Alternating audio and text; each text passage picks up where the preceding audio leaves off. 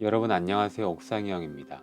베스트셀러 완전 소화 시리즈 그 첫 번째 책으로 다루고 있는 4월의 책 내면 소통 2주차 세 번째 영상 시작할게요. 지난번에 말씀드렸다시피 자기 조절력, 대인 관계력, 자기 동기력 이 세 가지 힘의 바탕이 되는 뇌의 신경망이 바로 내측 전전두피질입니다. MPFC라고 하는데요. 이 MPFC의 기능을 악화시키는 경우가 있습니다. 바로 편도체가 활성화될 때입니다. 그러니까 편도체와 MFC는 시소관계에 있다고 보시면 돼요. 만약 우리가 멧돼지를 만났다면 그때 필요한 것은 편도체의 활성화이지만 우리 현대인들이 멧돼지를 만날 일은 별로 없죠. 우리 현대인들이 편도체를 활성화해야 되는 경우는 그리 많지 않습니다. 그런데 문제는 시도 때도 없이 편도체가 활성화되고 있다는 거예요. 이 불일치를 극복해야 합니다. 이것이 바로 우리 현대인들이 마음 근력 훈련을 해야 하는 이유인 것이죠. 두려움을 불러일으키는 편도체를 안정화시키고 전전두엽피질 MFC를 활성화시키는 것.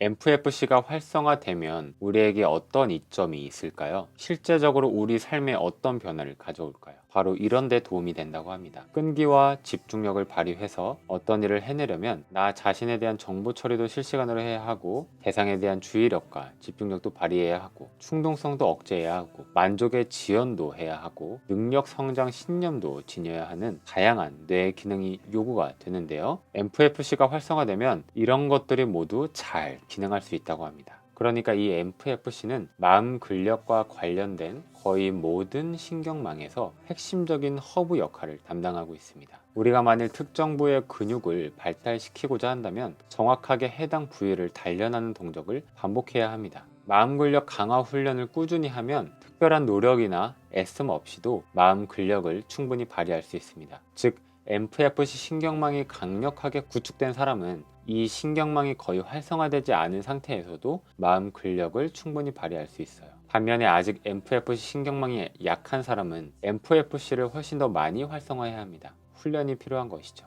이제 3장으로 넘어가 볼게요. 3장의 대주제는 마음 근력 훈련을 한다는 것입니다. 마음 근력 훈련을 꾸준히 하면 생각과 행동이 달라지며 성취 역량이 향상됩니다. 한마디로 사람이 달라지는데요. 자기 자신을 근본적으로 변화시키기 때문입니다. 이 훈련의 효과를 극대화하기 위한 가장 중요한 요소는 바로 확신이에요. 생각의 차이가 효과의 차이를 만듭니다. 같은 훈련을 해도 그 효과는 사람마다 큰 편차를 보이는데 그 원인은 스스로 얼만큼 내가 변화할 수 있는지에 대한 각자의 생각 차이에 있습니다. 스스로 변화에 한계가 있다고 여기는 그 고정관념이 효과를 방해하는 가장 큰 장애물이에요.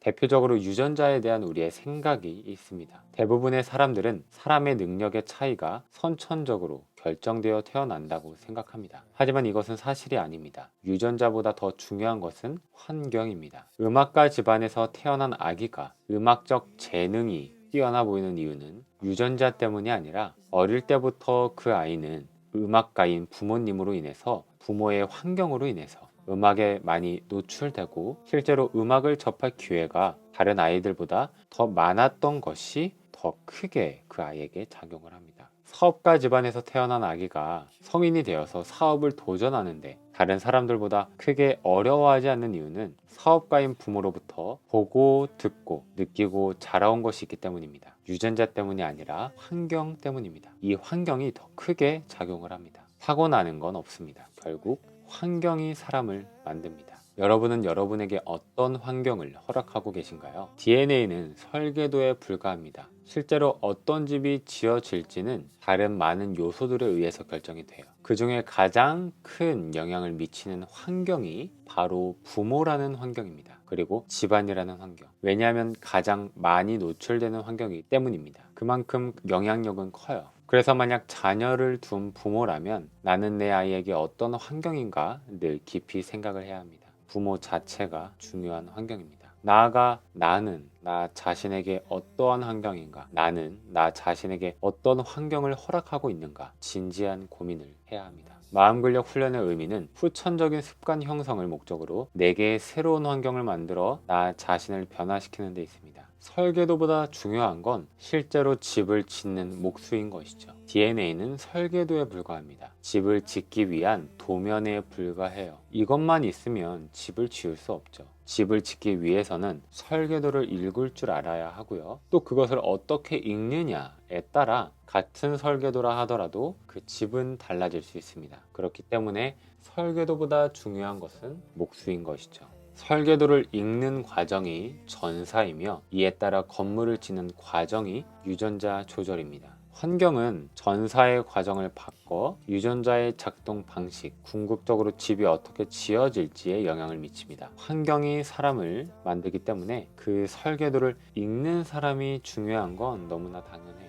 읽는 방식이 중요한 것입니다. 똑같은 설계도라 하더라도 이 설계도를 어떻게 읽고 해석할 것이냐가 중요합니다. 마음근력 훈련은 결국 나 자신을 근본적으로 변화시키는 데 그 목적이 있습니다. 집을 짓는데 목수가 중요한 건 당연해요. 물론 설계도도 중요하지만 설계도보다 중요한 건 실제로 망치를 들고 집을 만드는 목수입니다. 그리고 이 목수에게 중요한 건 그 목수의 환경인 것이죠. 마음근력 훈련을 한다는 건 유전자 발현과 관련한 건강하고 좋은 환경을 지속해서 제공하는 거라 할 수 있습니다. 쉽게 말해서 튼튼하고 쾌적한 집을, 안전한 집을 짓기 위한 환경을 목수에게 제공하는 거라 할 수 있습니다. 가장 중요한 환경은 부모의 감정 상태라는 부분만 여러분들이 기억하시면 될 것 같습니다. 왜냐하면 지난 1주차 때 말씀드렸던 것 같은데요. 편도체는 공동체 가운데서 전염성이 있어서 만약에 공동체 안에 누군가가 불안을 느낀다면 그 공동체 모두가 불안을 느끼게 된다고 합니다. 우리의 뇌가 그렇게 작동하도록 진화해 왔대요. 유전자는 바꿀 수 없지만 환경을 바꾸는 건 가능하기 때문에 환경을 바꾸자고 이야기하는 거죠.